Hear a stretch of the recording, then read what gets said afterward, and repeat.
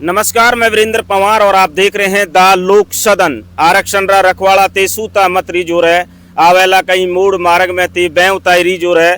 आरक्षण खातिर ते भोला दिन धरना दीना, अपमान रा घूंट सहन कर घूंट खून रा आपीना। धोड़ो घणो आरक्षण बदियो सूजग रिजोर है, आरक्षण रा रखवाड़ा ते सूता मत रिजोर है। मैं जब जब ये लाइनें याद करता हूँ या बोलता हूँ, स्वर्गीय कर्नल किरोड़ी सिंह बैंसला की याद आ जाती है, जिसे जिब्राल्टर की चट्टान कहा जाता था, जिसके एक लाठी की खुड़क पर सरकारों की जड़ें हिल जाती थी। लेकिन वही गुर्जर समाज आज नेतृत्वहीन कहीं ना कहीं नजर आ रहा है। मैं आज शहीद स्थल पर हूं, सिकंदरा शहीद स्थल पर, जहां पर अपने हक और अधिकार के लिए लड़ने वाले लगभग 24-25 गुर्जरों ने यहां पर शहादत दी और अपने समाज के हक और अधिकारों के लिए हंसते हंसते सरकार की गोलियों का सामना कर गए। यहाँ पर 2018 की भर्ती को बैकलॉग भर्ती को लेकर विद्यार्थी जो है, प्रार्थी जो है, वो 51 दिन से धरना दे रहे हैं। लेकिन समाज के नेता, मैं किस नेता का नाम लूं, गुर्जर आरक्षण संघर्ष समिति के नेता विजय बैंसला का नाम लूं या गुर्जर आरक्षण आंदोलन से निकले जवाहर सिंह भेड़म का नाम लूं, जो सरकार का हिस्सा बनकर बैठे हैं, वो यहाँ से गुजरते भी होंगे, लेकिन वो उनका कभी ध्यान आकर्षण इस ओर नहीं गया कि यहाँ पर शहीदों की मूर्ति लग रही है। यहाँ पर पिछले 51 दिन से जो बैकलॉग को लेकर विद्यार्थी बैठे हैं, उनकी तरफ उनका नजर नहीं गया। हो सकता है वो बीमार है, लेकिन धरना 51 दिन से चल रहा है। पहले वो सही थे, तब भी नहीं आए। विजय बैंसला एक बार जरूर आकर गए थे, आए थे क्या? 2 बार आ लिए, सॉरी 2 बार वो आ लिए, लेकिन अभी तक कोई हल नहीं निकला। पिछली सरकार, कांग्रेस सरकार में इसी बात को लेकर असमंजस की स्थिति चलती रही, Gehlot pilot, Gehlot pilot, Gehlot pilot. लेकिन अब बीजेपी सरकार आने के बाद में भरतपुर के मुख्यमंत्री हैं भजनलाल शर्मा, बहुत सारे विद्यार्थी हैं जो भरतपुर से आते हैं, लेकिन उनका अभी तक कोई हल नहीं निकला। बातचीत करते हैं। क्या नाम है? मेरा नाम राजवीर गुर्जर है। मैं पिछले 51 दिन से यहाँ धरने पे बैठे हैं। हमारी मांग आज की नहीं है, हम 2019 से इस मांग को लेकर सरकारों के पास गए हैं। हमने पिछली सरकार में 158 विधायकों और मंत्रियों के लेटर सरकार को दिए थे, पर उन पर कोई कार्रवाई नहीं हो पाई। 2019 में सरकार के साथ और समाज के साथ एक समझौता हुआ था। उस समझौते में उन्होंने 372 पद हमको निकाल के दिए थे, जो हमारे बनते हैं।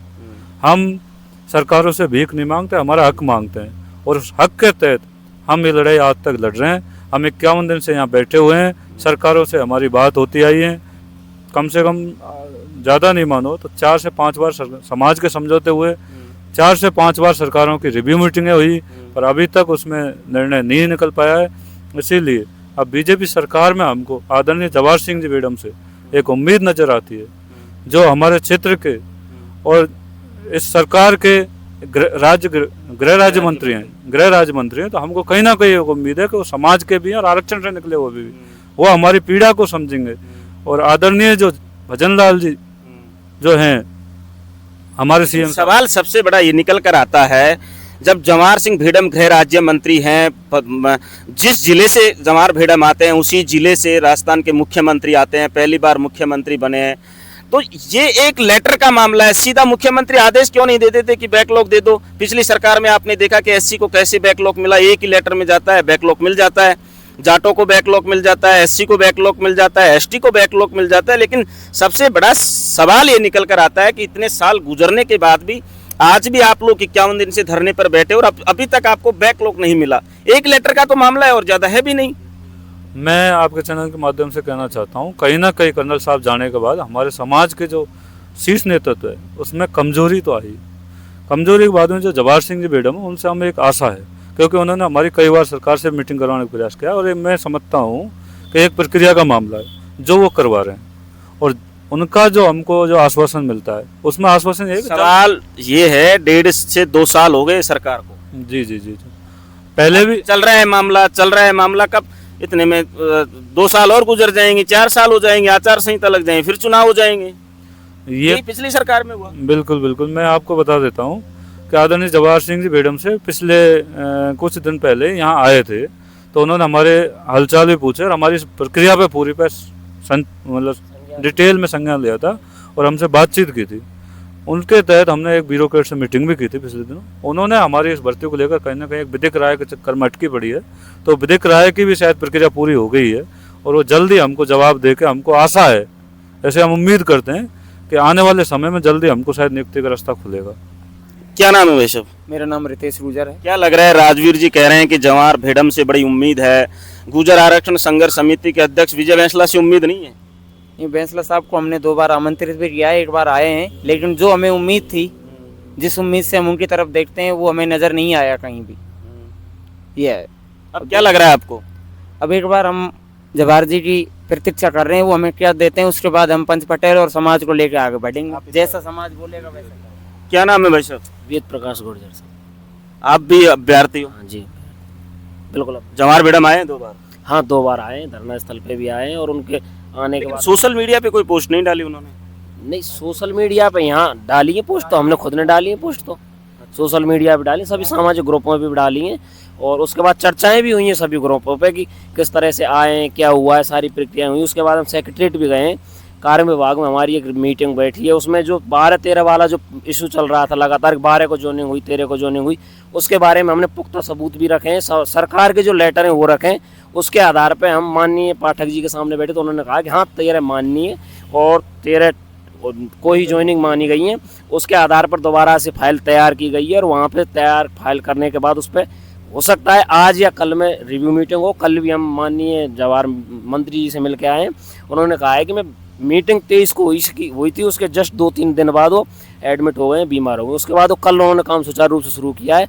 उन्होंने कल ही हम उनसे मिल के आए हैं, तो उन्होंने बोला है कि मैं कल जरूर हो सकता है शाम को हम चर्चा करें, 1-2 दिन में हमारे उसके रिव्यू मीटिंग होगी, उसके बाद हम प्रक्रिया करेंगे। और हकीकत किस विधानसभा से आते हैं? नगर विधानसभा से। उन्हीं के विधानसभा क्षेत्र से हैं आप, जवाहर सिंह भेड़म, तो आपका काम तो बहुत जल्द होना चाहिए। अरे सर, पूरे राजस्थान के बच्चे सिर्फ विधानसभा के थोड़े हैं उसमें, सिर्फ विधानसभा के बच्चे थोड़े हैं उसमें। लेकिन चुनाव तो आएंगे ना, वोट तो चाहिए ना। चुनाव तो आएंगे, उस चीज के लिए तो हम देखो प्रयास कर ही रहे हैं, सभी प्रयास कर रहे हैं। हम इनकी वजह हमारी जिम्मेदारी ज्यादा बनती है तो हम ज्यादा प्रयास कर रहे हैं और इस बात को हम कोशिश भी कर रहे हैं कि भाई लगातार प्रयास करके नजदीक जाएं, कोशिश करें। हमारा अगर उन पर दबाव है तो उसको हम क्रिएट करें थोड़ा बहुत, उसके लिए भी हम लगातार प्रयास करते हैं। हम नगर के जितने बच्चे हैं, एक बच्चा लगभग प्रयास किया है हमने पूरे। मैं फिर से वही सवाल दोहराऊंगा, 1.5 से 2 साल हो गए सरकार का हिस्सा हैं जवाहर सिंह भेड़म, आप उस विधानसभा से आते हैं, आपने कहा भी होगा कि सर इस मामले को सुलझाइए, और शायद मुझे लगता है कि जवाहर सिंह भेड़म इस मुद्दे को सुलझाते तो शायद बहुत बड़े हीरो उभर कर आए, समाज के भी हीरो उभरेंगे और समाज की नज़रों में भी अच्छे राजनेता के तौर पर उभरेंगे। और जवाहर भेड़म का सबसे दूसरी चीज़ ये बात आती है कि गुर्जर आरक्षण आंदोलन से निकले हुए नेता हैं, और फिर भी अगर 1.5 साल के बाद ऐसा है तो फिर क्या है? देखो स्टार्टिंग में तो ये चीज़ें हम क्या है कि जैसे पहले संघर्ष करके थक चुके थे तो चीज़ें लेट उठाई हमने।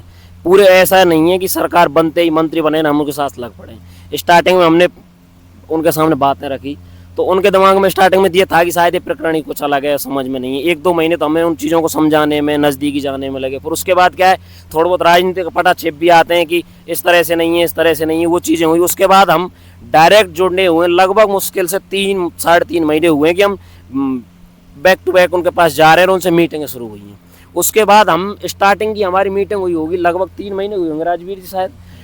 सेक्रेटरीट में हम गए, उन्होंने बुलाया कि आप अपने डॉक्यूमेंट्स के साथ हमारे पास आओ, मैं अधिकारियों बुलाता हूँ और उनके साथ बैठते हैं।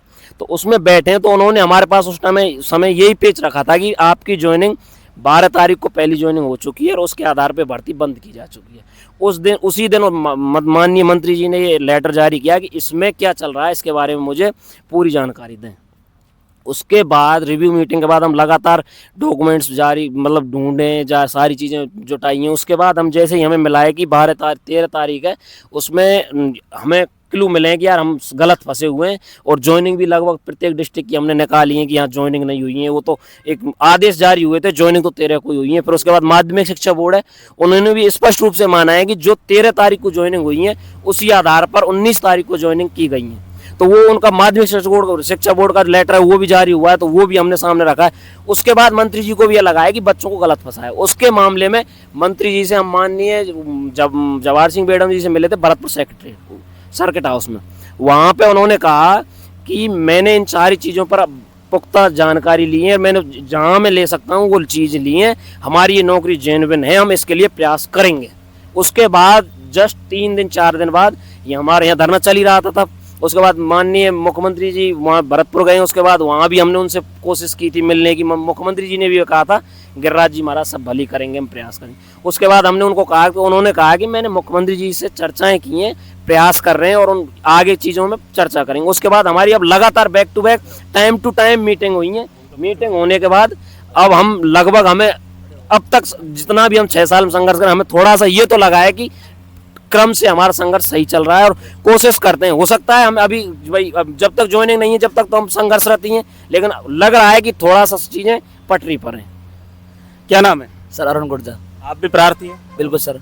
क्या लग रहा है, ये राजवीर जी ने बात की, इन्होंने बात की, क्या लग रहा है अब जवाहर भेड़म से उम्मीद है या विजय बैसला से उम्मीद है? क्योंकि मैं बड़ा पूरे राजस्थान में जाता हूँ, सवाई माधोपुर भी जाता हूँ, गुजर बाहुल्य क्षेत्र करौली में भी जाता हूँ, अलमरा में, आल राजस्थान में घूमता हूँ। मुझे जहाँ तक एहसास हो रहा है कि गुजर समाज धीरे धीरे नेतृत्वहीन होता जा रहा है। तो इस पर अगर गुजर समाज नेतृत्व, आप जाट राजनीति को देखते हैं तो उनके फैसले तुरंत आ जाते हैं, एससी को देखते हैं तुरंत फैसले आ जाते हैं। क्या कारण है कि 2018 के बाद लगातार संघर्ष करने के बाद भी आपको आपकी सफलता नहीं मिली? बिल्कुल सर, हमें जवाहर सिंह भेड़म जी से पूरा आश्वासन है और वो हमारे लिए प्रयास कर रहे हैं। और तो मंत्री जी ने कहा है कि धरना दे दो तुम तो काम मैं करवा दूंगा। बिल्कुल सर, मंत्री जी ने ये नहीं बोला साहब, ये तो हमने इसलिए सरकार हमारी सुन नहीं रही थी, पिछले 6 साल से बोल रहे थे। फिर मंत्री जी से हमारी नज़दीकियाँ बढ़ी हैं, उनको हम समझाया है तो उनके मैटर हमारा समझ में आया कि कहीं कहीं बच्चों के साथ गलत हुआ है, अधिकारियों ने कहीं कहीं इनको गुमराह किया है। तो हमने उनको 23 अप्रैल को जो मीटिंग हुई थी उसको हमने अपने डॉक्यूमेंट्स दिखाए, तो कहीं कहीं के पाठक जी ने लगा कि बच्चों के साथ गलत हुआ है। तो उन्होंने माना है कि बिल्कुल आपका मांग जायज़ है और हम विधिक राय ले रहे हैं। अब देखते हैं 1-2 दिन में मीटिंग होगी तो उसमें ये बात क्लियर हो जाएगी विधिक राय में। क्या नाम है सर? क्यों वो नहीं बोलोगे?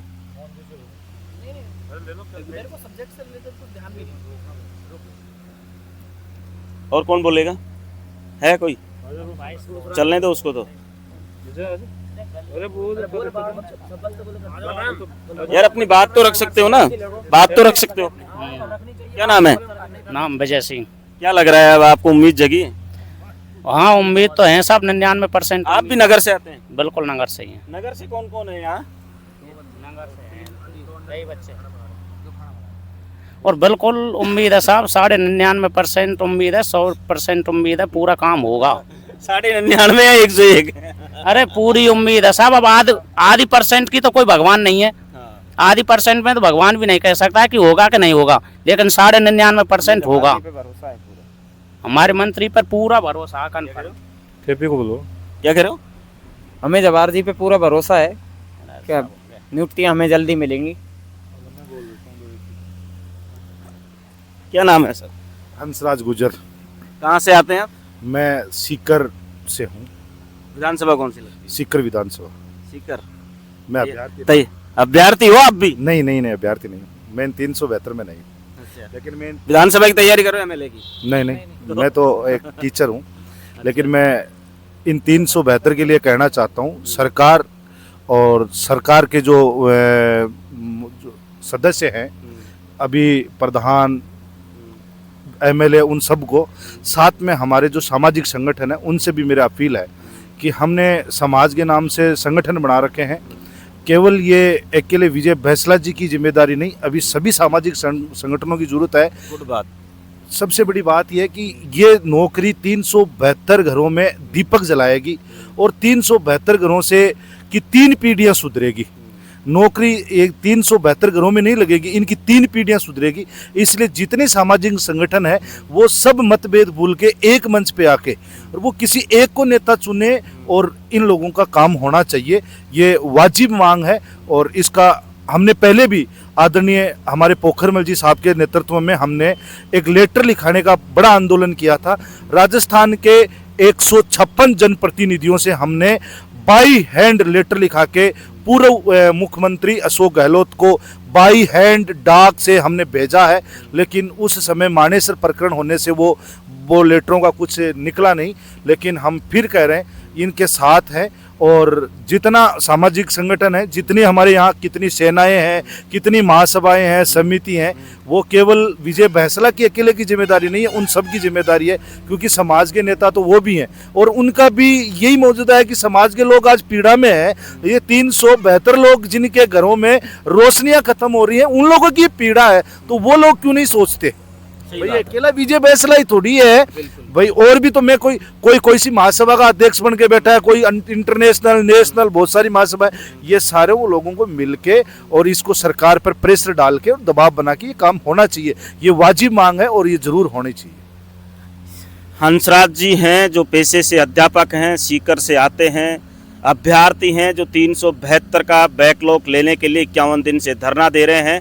मैं इस समय सिकंदरा शहीद स्थल पर मौजूद हूं, जहां पर 2007 के आरक्षण आंदोलन में देश और विदेश के अखबारों ने भी पूछा था कि हु दिस गुजर की गुजर आखिर है कौन।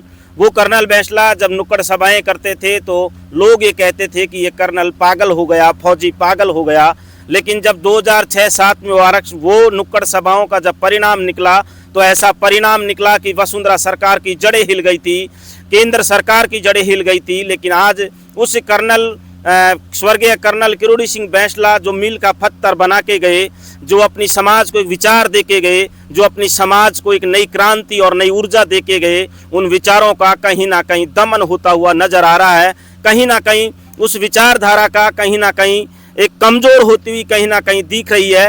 हंसराज जी ने बात कही कि केवल विजय बैंसला की जिम्मेदारी नहीं बनती, ये जिम्मेदारी उन लोगों की भी बनती है जो अनेकों संगठन समाज के नाम से चला रहे हैं। ये उन लोगों की भी जिम्मेदारी बनती है। मैं पत्रकार होने के नाते सत्ता से सवाल पूछता हूं और सत्ता में बैठे हुए गुजर नेताओं से भी सवाल करना चाहता हूं कि आपकी भी नैतिक जिम्मेदारी बनती है। कई नेता ऐसे हैं जो गुजर आरक्षण आंदोलन से नेता बन के निकले, लेकिन इन अभ्यर्थियों की आखिर पीड़ा सुनेगा कौन? इनके 372 घरों में दिया जलाएगा कौन? ये भी तो सबसे बड़ा सवाल खड़ा होता है। अगर आपकी आंखों में थोड़ा भी पानी है, शर्म बची और हया बची है, तो 372 लोगों की पीड़ा को सुनिए और इनको इनका हक दिलाइए। नमस्कार, मैं वीरेंद्र पंवार और आप देख रहे हैं द लोक सदन सिकंदरा शहीद स्थल से।